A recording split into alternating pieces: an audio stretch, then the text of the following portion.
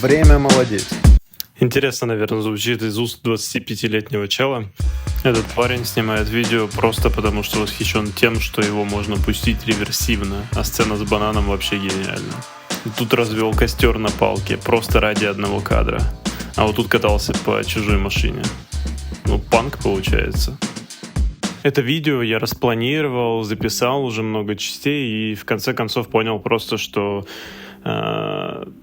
это очень все сумбурно, очень все непонятно. Я ушел от главной темы, которую я хотел коснуться, о которой хотел рассказать. Поэтому я просто пошел в лес, сел и вам все расскажу. Обычно я в лесу гуляю, что-нибудь думаю в голове, мысли Джокера. Вот, а теперь я их думаю, сидя напротив камеры. Так вот это интро со мной 12-летним, оно к тому, чтобы напомнить себе о том, каково это созидать и не бояться созидать. Не бояться резонанса, который произойдет, когда созданное появится на публике. Много знаю людей, которые пишут, рисуют, и все это происходит куда-то в стол, и я их понимаю на самом деле. Кто-то боится, кому-то это вообще не надо. Вот кому не надо, к ним вопросов нет, у них все хорошо. А вот кто боится, я всех своих друзей пытаюсь сподвигнуть на то, чтобы они вели телеграм-каналы, они чтобы выкладывали все, что они делают. Потому что, это интересно, это всем интересно посмотреть. И у меня какой-то блог появился непонятный. Этому много событий в жизни предшествовало, но вот он появился, я его убрать не мог. И я вспомнил, что я делал, когда мне было 12 лет, и это меня на самом деле очень освободило. То есть в 12 лет я мог кататься, делать какие-то трюки на фингербайке, хотя я понимал, там видно, это не верх искусства фингербайкинга, фингербординга и всего этого. Но тем не менее, это просто снимал и выкладывал. Это получалось прикольно. Там даже 3000 просмотров. Это хороший так-то показатель для видео с фингербордами. Я для себя понял, что есть хобби созидательные, а есть хобби потребительские. Я не знаю, есть ли такая терминология, но я их для себя так назвал. Потребительские хобби — это кино, это музыка, если это прослушивание музыки, это игры, опять же, если мы играем в игры, и кино, опять же, если мы смотрим кино, а не снимаем его. А есть хобби созидательные, где мы что-то создаем. Так вот, если потребительских хобби слишком много, а созидательного в жизни мало, и по работе, например, его недостаточно, то все это потребительское, оно накапливается, и теряется интерес к потребленному. У меня это было уже не раз, когда я просто забывал и переставал смотреть кино.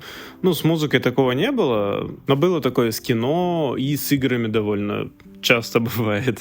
Бывает, что я могу полгода ни во что не играть, просто потому что такая так называемая игровая импотенция. Я понял, что это просто потому, что некуда это все выплеснуть. И я для себя выбрал такое хобби созидательное, как видео, потому что я понял, что я этим, оказывается, занимался с детства. Постоянно.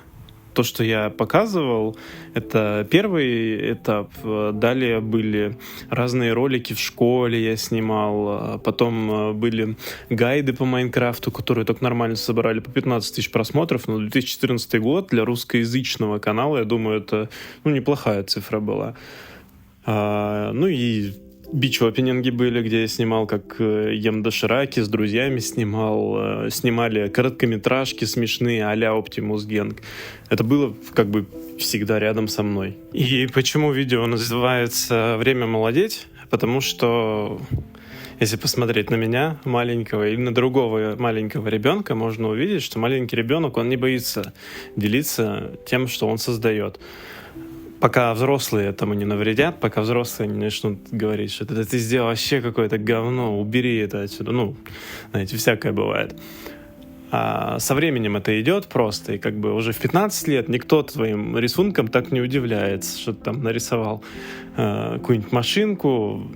Не всегда получается фидбэк. В 15 лет тебе скорее говорят: ты уроки подправь свои оценки в школе, пожалуйста. А на маленького ребенка посмотрите, он прибежит, он столько историй расскажет, если он не стесняется.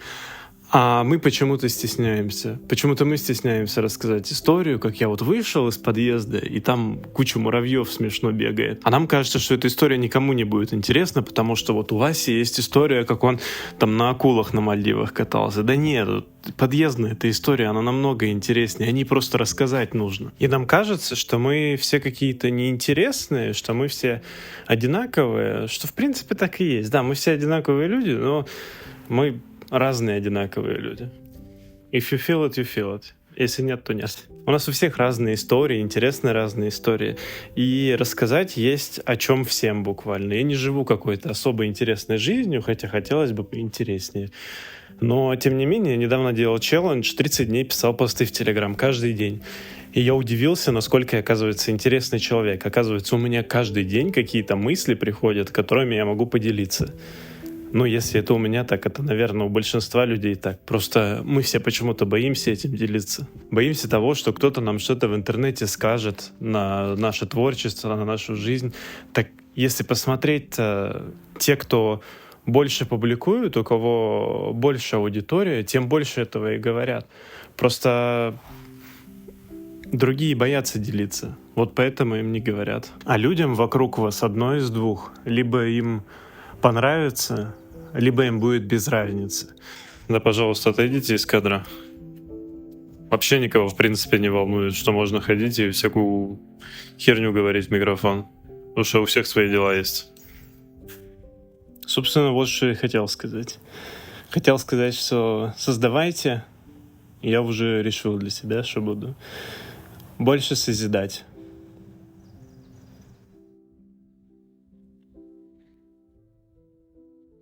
Пока, наверное.